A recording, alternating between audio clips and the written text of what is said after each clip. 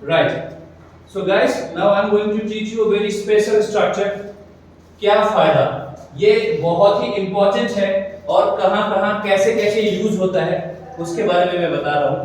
क्या फायदा मतलब कि there is no use of, क्या फायदा की बात आएगा तो there is no use of. अब इसके आगे आपको क्या लगाना है, वर्ब की फोर्थ फॉर्म। आप अगर गौर से देखोगे तो रिपेंटिंग, टेलिंग, वरिंग, वीपिंग सारे वर्ब की फोर्थ फॉर्म है।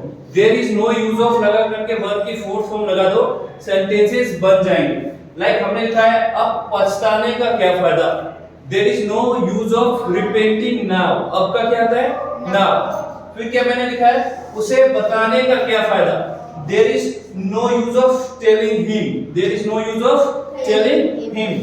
चिंता करने का क्या फायदा, there is no use of worrying.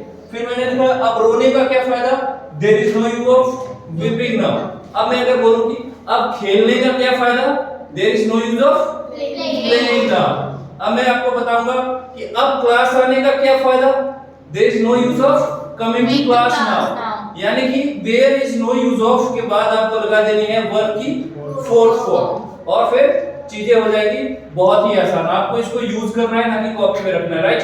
There is no use of speaking English now, there is no use of crying now, there is no use of regretting now।